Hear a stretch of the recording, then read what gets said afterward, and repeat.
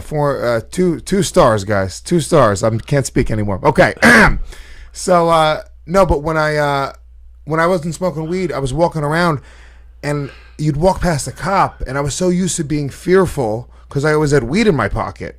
And now that I didn't have weed in my pocket, it was like a breath of fresh air. Like I wasn't committing a crime at all times. So cops weren't making me as nervous. You know what I'm saying? But if there was a cop that I just literally was coming like 10 feet with, I would get nervous if they could smell it on me. And it's not like you go to fucking prison for smoking weed in New York City, but it fucks up your night. It'll fuck up your weekend if you get caught on a Friday. If you get caught smoking a joint on a Friday night, you'll spend the weekend in jail. The weekend in jail until Monday. 6 hours, yep. It fucking sucks. I heard. And that's all it is. It sucks. But if in Canada the rules are to get in that country, yeah, you can't get in. No, I can, but I got to pay a few $100s a year, and it's up to them. They could deny me the license. It's a whole bunch of bullshit that I have to go through now just to get to Canada. Just crazy. Now, let me ask you this, because a friend of mine said he went to David Gilmour at the Garden, and he had really good seats, and somebody lit a joint up, and they looked at him like fucking he was retarded. You can't do it at the Garden. You do the vape pen. I don't want to smoke no fucking vape pen. I want to smoke a vape pen like I want a dick in my ass. I don't smoke no fucking vape pen. What are you, fucking crazy? That's what I don't understand. I've never. It's very dainty. I used to It's get like the fucking cigarettes that women would smoke in the 40s. Oh, the long fucking the Cruella de Vil ones. Yeah. That's what vape pens are. In '94, I used to work on 11th Avenue where they sell all the cars down there. Yeah. Okay, and I used to get out of Manhattan Jeep Eagle. Like 40s? It's 57, 56. Okay, yeah. There's a diner on the corner there and a hot dog man. I used to get off at work at 9, 7:30, sometimes 6:30. And I remember walking up 57th Street by the CBS building and shit. And dog, as soon as I walked out of that building, it's 1994, so that's 22 years ago. I was in my 30s. I'd walk out of there. I'd make a left on 11th Avenue. The street would be pretty empty until I hit 57th. I started walking up. Yeah. As soon as I hit 57th, I sparked up. Yeah. I remember standing in front of that David Letterman building, sparking, like smoking, because it was too cold. Yeah. I didn't want to walk. And nobody said dick. Nobody looked their head up at me. Well, that's the problem with, like I'm addicted like that. And that's the problem. And I've been arrested for smoking weed, like, 10 times. Like... It's like people that smoke weed don't do that. Like I do it to the point where if I'm going somewhere and I know that I'm going to be like on a road trip for a while and I can't smoke, like I'll make them pull over and like fucking stop at a rest stop. Yeah, like every time. Like I'm it's like an addiction. That's where it's not a good thing. Where I literally need it every single day in the morning. You know. I don't need alcohol. Yeah. I could stay off coke for a few days, but I would never have to do it in the daytime. This is my fucking drug. Yeah. Since the time I was 12, first time I smoked it, I knew it was me. Yeah, same thing. I knew it was me. Alcohol for me is something that was something I did with other drugs, you know, right. But it's not something that I'm going to go into a bar and get a beer. I wish I could be one of those guys. I grew up in the 70s where TV shows, when you walked into a guy's apartment, he just turned around and poured you a whiskey and gave it to you. Yeah. You didn't say, was that Southern Comfort? You just drank the fucking right. thing. Yeah. So I always wanted to be that guy that could drink. I can't drink. Yeah.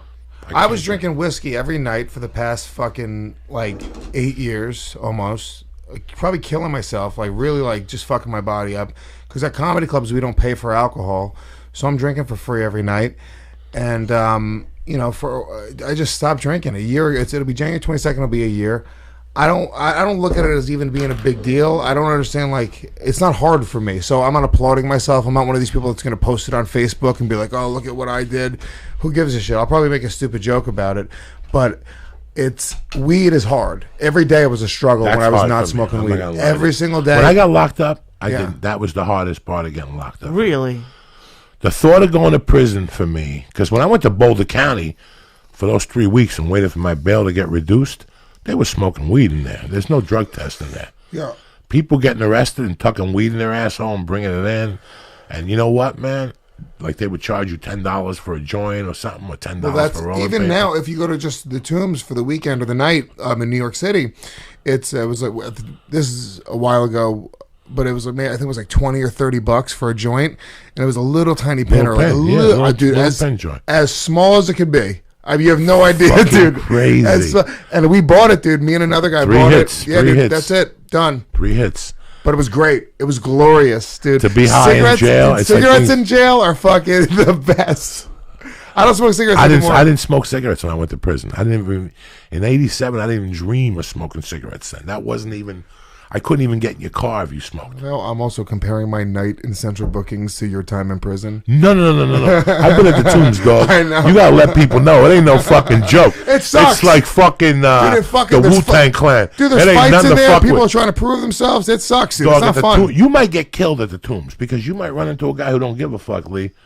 He don't give a fuck. He's already got a murder. Well, they mix in guys They that are mix in fucking guys, murdering yeah. people and smoking weed And in a smoking corner. weed. You have no You'll see- fucking idea. You'll see an NYU kid. Dude, a guy like you, if you went to and smoked a joint in Washington Square Park, which is a Okay. famous place that people just get popped all the time for smoking weed, right? Right. And that would be a place that you would go because it seems like a place that's pretty safe. It seems like a cool. If you go to look up Washington Square Park, look up pictures. It's a cool place to hang out. They got cool architecture. They have all those like fucking arches and shit. Smoking a joint out there it's like a trap because it's the perfect place to smoke a joint. But they got undercover cops all over When I that heard park. David Lee Roth got arrested there for buying weed, I knew it was the end of civilization.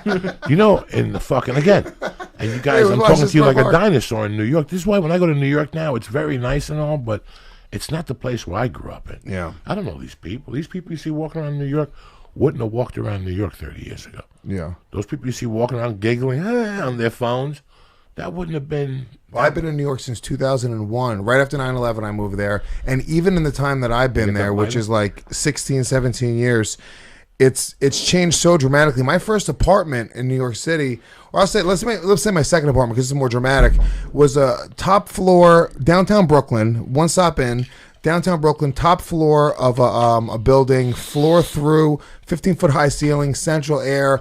The elevator came into the kitchen, brand new kitchen, washer dryer. How much? $12.50 a month. And what is it now? I don't know, but $6 grand, $7 grand, easy. I mean, it's crazy. The apartment was nuts. It was 1,400 square feet. I had a drum set in there. It was crazy. We had a ping pong table. It's so they've. I went to where I grew up. I went to 88th Street and showed my wife and the baby. Those people would melt if they were there when I was growing up. There's like a fucking Gelson's. 88th Street's like beautiful. It's beautiful. 88th Street's like You got to see it. And I real went over estate there. They now. had like people drinking coffee outside. 88th and what? Broadway. I grew up between 88th. 88th and Broadway is like you got to be a Amazing. fucking Yeah, rich a Jew, millionaire. like in the industry. You got to be somebody's boss's boss to live up there. It's crazy. The real estate up there. It's one of the most expensive areas in the It's world. the best in the world. Yeah. I love it. I love the Upper West Stand Up Side. New York, is it? You do Stand Up New Yeah. York? It's been 15 years. Yeah, I still do that club. They're a cool club. It's been 15 years. But, we were talking about, I left in 85, and cocaine was wide open. Smoking joints in clubs was wide open. In those days, the Colombians were taking cigarettes, taking out the tobacco and putting coke in the front and lighting it up so it went through a nicotine and it was like worked like a filter. We're going in like fucking Marines, you understand me? Welcome to church, motherfucker.